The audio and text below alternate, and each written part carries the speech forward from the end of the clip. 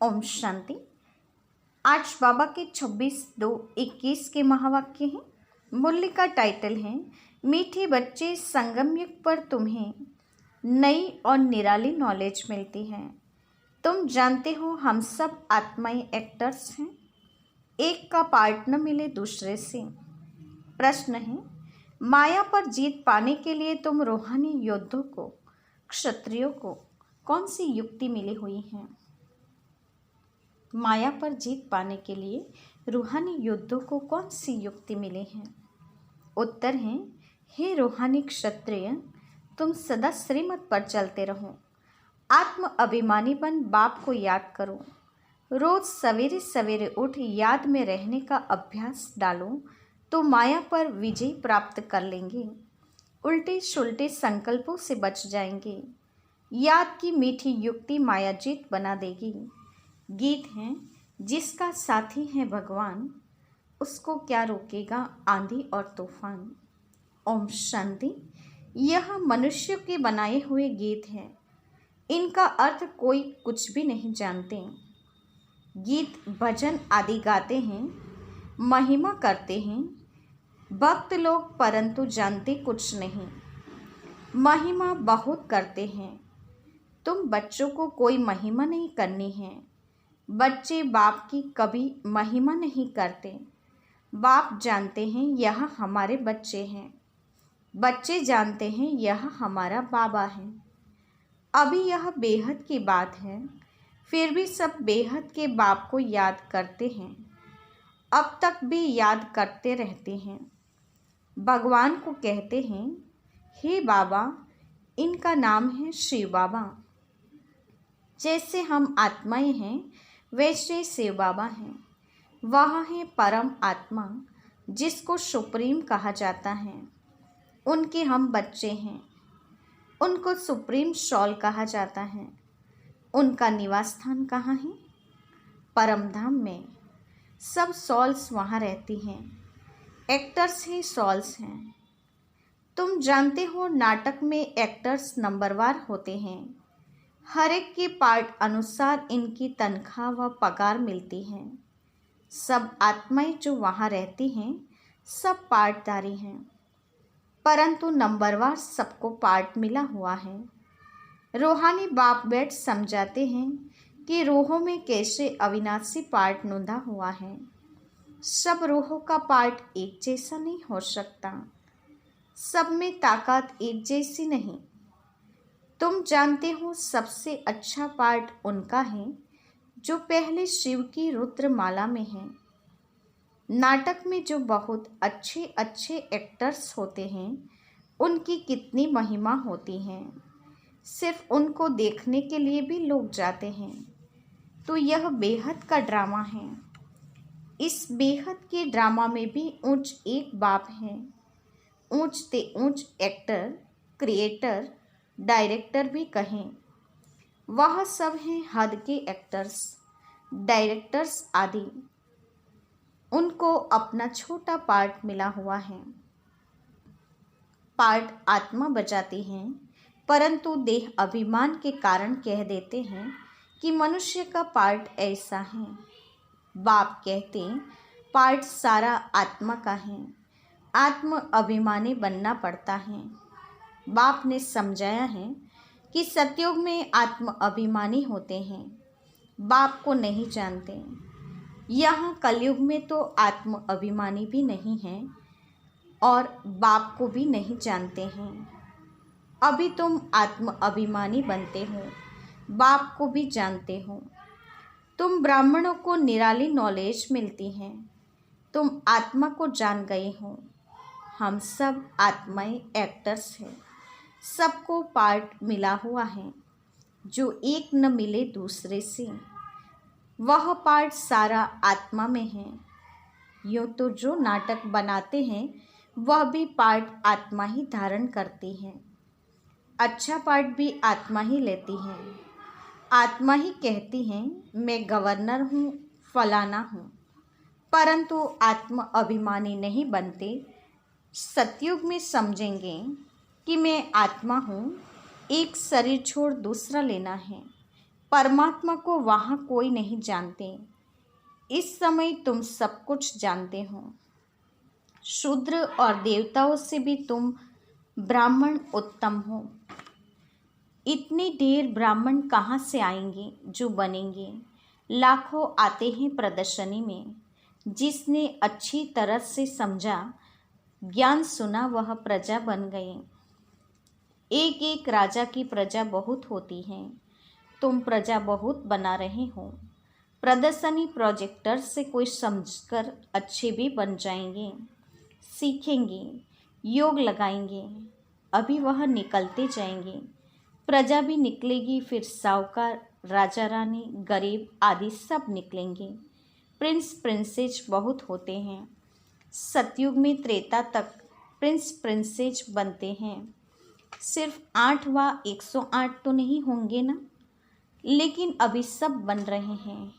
तुम सर्विस करते रहते हो, यह भी नथिंग न्यू। तुमने कोई फंक्शन किया, यह भी नई बात नहीं, अनेक बार किया है।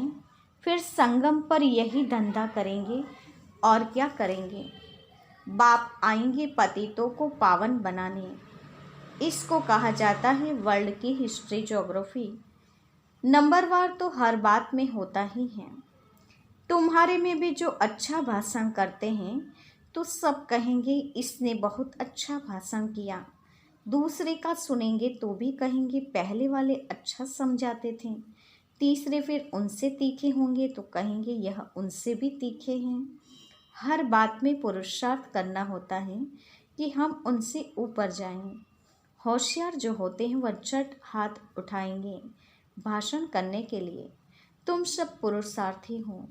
आगे चल मेल ट्रेन बन जाएंगे। जैसे मम्मा स्पेशल मेल ट्रेन थी। बाबा का तो पता नहीं पड़ेगा क्योंकि दोनों इकट्ठे हैं। तुम समझ नहीं सकेंगे कि कौन कहते हैं।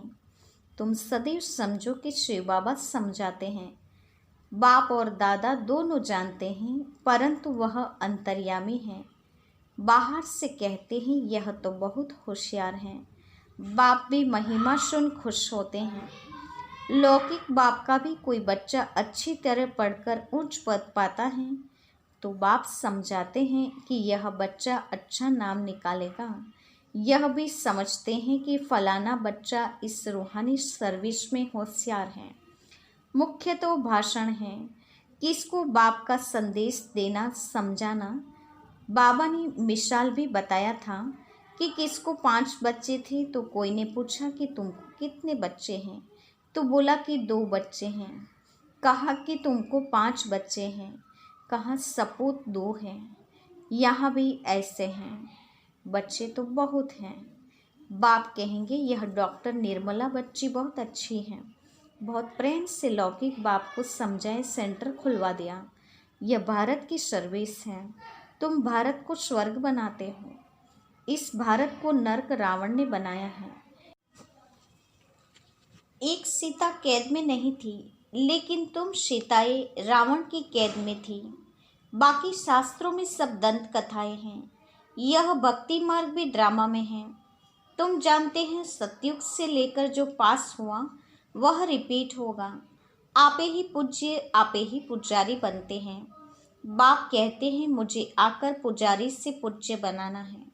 पहले गोल्डन एज फिर आयरन एज बनना है। सतयुग में सूर्यवंशी लक्ष्मी नारायण का राज्य था। राम राज्य तो चंद्रवंशी था। इस समय तुम सब रूहानी क्षत्रिय योद्धे हो। लड़ाई के मैदान में आने वाले क्षत्रिय कहा जाता है। तुम हो रूहानी क्षत्रिय, बाकी वह है जिस्मानी क्षत्रिय। उनको कहा जाता है बाहुबल से लड़ना झगड़ना। शुरू से मल्ल युद्ध होती थी। बाहु आदि से आपस में लड़ते थे, फिर विजय को पाते थे। अभी तो देखो बॉम्ब्स आदि बने हुए हैं। तुम भी क्षत्रिय हो, वह भी क्षत्रिय हैं। तुम माया पर जीत पाते हो, श्रीमत पर चल। तुम हो रूहानी क्षत्रिय। रूहें ही सब कुछ कर रही हैं इन शरीर की कर्मेंद्रियों द्वारा। रूह को बाप आकर सिखलाते हैं। बच्चे, मुझे याद करने से फिर माया खाएगी नहीं। तुम्हारे विकर्म विनाश होंगे और तुमको उल्टा सुल्टा संकल्प नहीं आएगा। बाप को याद करने से खुशी भी रहेगी। इसीलिए बाप समझाते हैं कि सवेरे उठकर अभ्यास करो। बाबा, आप कितने मीठे हो। आत्मा कहती है, बाबा, बाप ने पहचान दी है, मैं तुम्हारा बाप हूँ। तुमको सृष्टि के आदि मध्य अंत का नॉलेज सुनाने आया हूँ। यह मनुष्य सृष्टि का उल्टा झाड़ है। यह वैरायटी धर्मों की मनुष्य सृष्टि है। इसको कहा जाता है विराट लीला। बाप ने समझाया है कि इस मनुष्य झाड़ का मैं बीज रूप हूँ। मुझे याद करते हैं, कोई किस झाड़ का और कोई किस झाड़ का है, फिर नंबरवार निकलते हैं। यह ड्रामा बना हुआ है। कहावत है कि फलाने ने धर्म स्थापक पैगंबर को भेजा, परंतु वहाँ से भेजते नहीं हैं। यह ड्रामा अनुसार रिपीट होता है। यह एक ही है जो धर्म और राजधानी स्थापन कर रहे हैं। यह दुनिया में कोई भी नहीं जानते। अभी है संगम, विनाश की ज्वाला प्रज्वलित होनी है। यह है शिव बाबा का ज्ञान यज्ञ। उन्होंने रुद्र नाम रख दिया है। प्रजापिता ब्रह्मा द्वारा तुम ब्राह्मण पैदा हुए हो। तुम उच्च ठहरे ना, पीछे और बिरादरियां निकलती हैं। वास्तव में तो सब ब्रह्मा के बच्चे हों। ब्रह्मा को कहा जाता है ग्रेट ग्रेट ग्रैंडफादर। सीजरा हैं। पहले पहले ब्रह्मा, ऊंच फिर सीजरा निकलता है। कहते हैं भगवान सृष्टि कैसे रचते हैं। रचना तो है ना। जब वह पतित होते हैं तब उनको बुलाते हैं। वही आकर दुखी सृष्टि को सुखी बनाते हैं। इसीलिए बुलाते हैं, बाबा दुखहर्ता सुखकर्ता आओ। नाम रखा है हरिद्वार।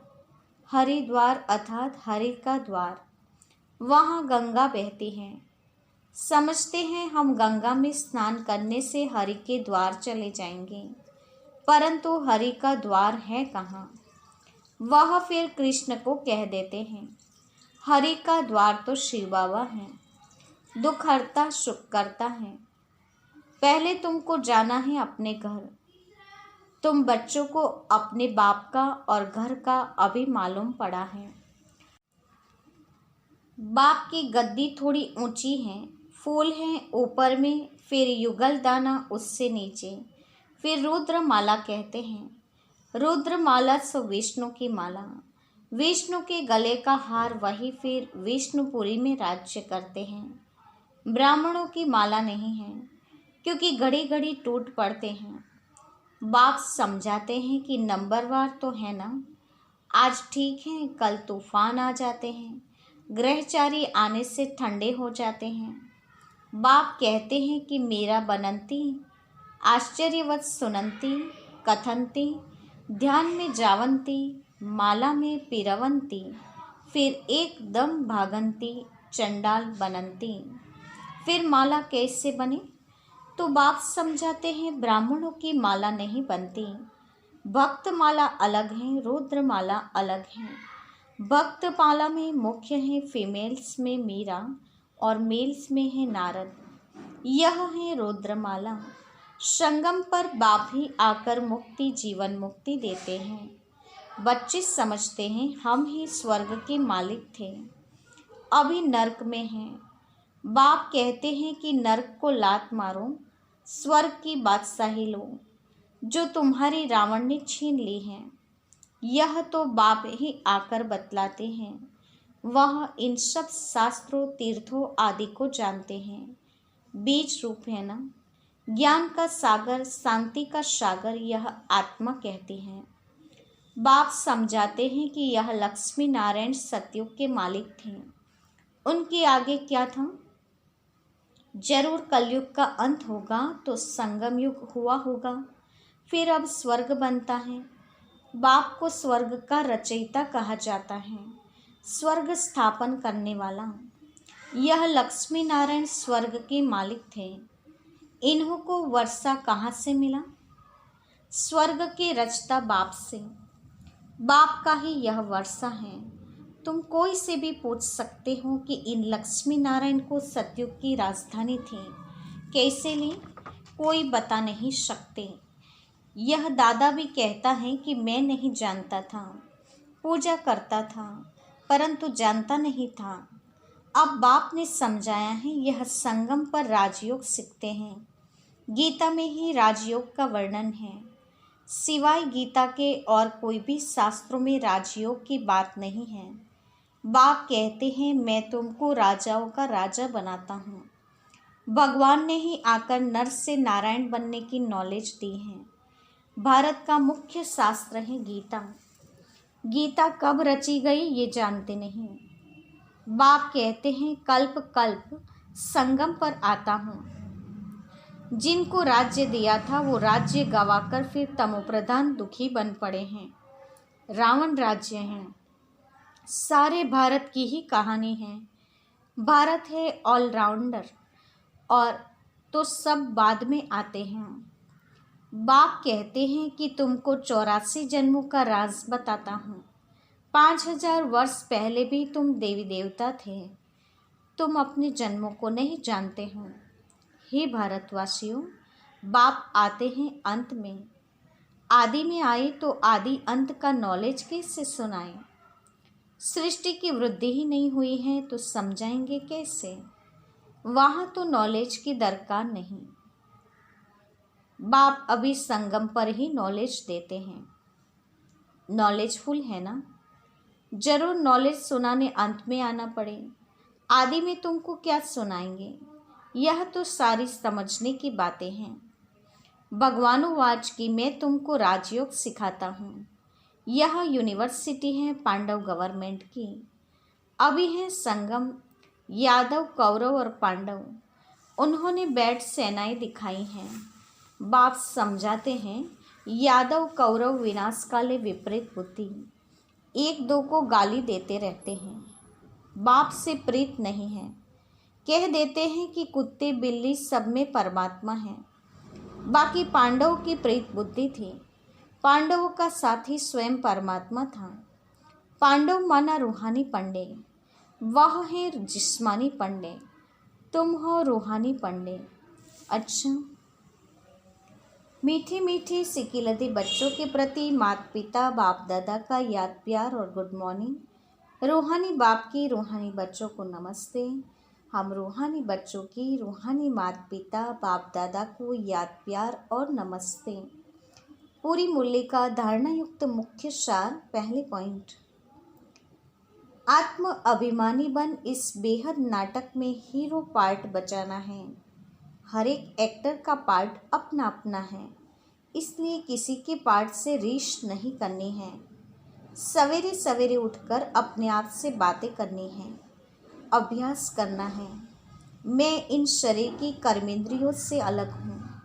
बाबा आप कितने मीठे हो। आप हमें सृष्टि के आदि मध्य अंत का ज्ञान देते हो।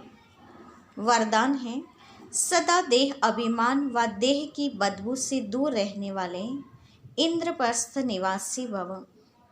सदा देह अभिमान व देह की बदबू से दूर रहने वाले इंद्रप्रस्थ निवासी भव।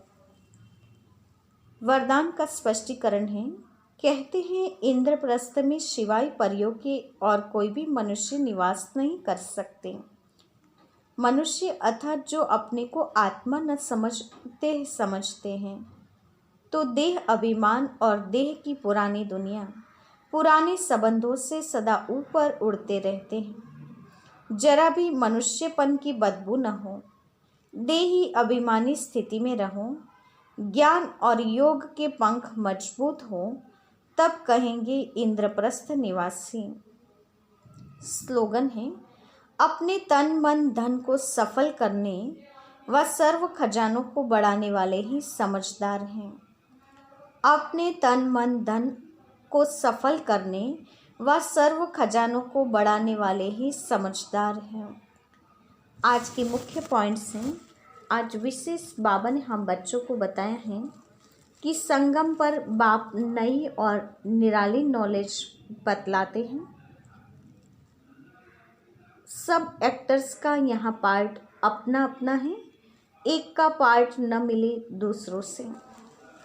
बाबा ने हम बच्चों को आज टाइटल दिया रूहानी क्षत्रिय व रूहानी योद्धे। बाबा ने कहा तुम्हारे युद्ध विकारों से हैं। रोज सवेरे सवेरे उठ बाप को याद करने का अभ्यास डालेंगे तो माया विकार पर विजय प्राप्त कर लेंगे। उल्टे सुल्टे संकल्प से बच जाएंगे।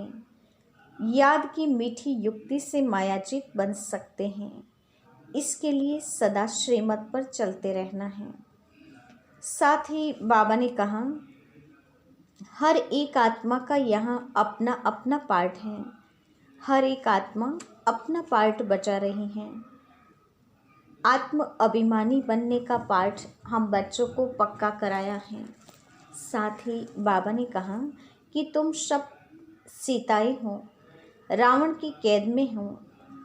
बाकी शास्त्रों में तो बहुत सारी दंत कथाएं लिख दी हैं।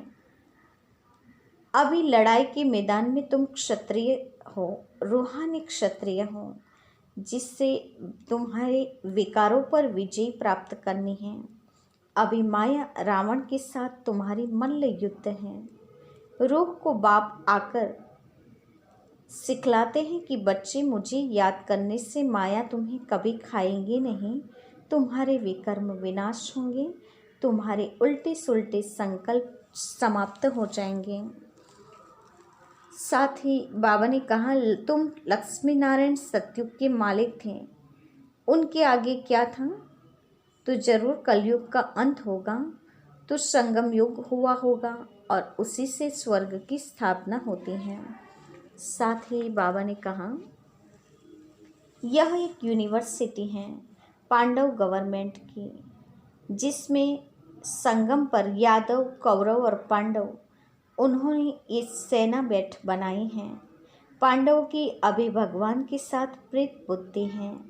पांडवों का साथी स्वयं परमात्मा बना है। पांडव माना रूहानी पंडे। तुम हो रूहानी पंडे। तो आज बाबा ने 2 टाइटल विशेष दिए, रूहानी क्षत्रिय अर्थात योद्धे और रूहानी पंडे। देह अभिमान की बदबू से दूर रहने वाले ही इंद्रप्रस्थ निवासी बन सकते हैं। तो ज्ञान योग के पंख मजबूत होंगे तो सहज ही इंद्रप्रस्थ निवासी बन सकते हैं। तन मन धन को सफल करके सर्व खजानों को बढ़ाने वाले ही समझदार हैं। ओम शांति।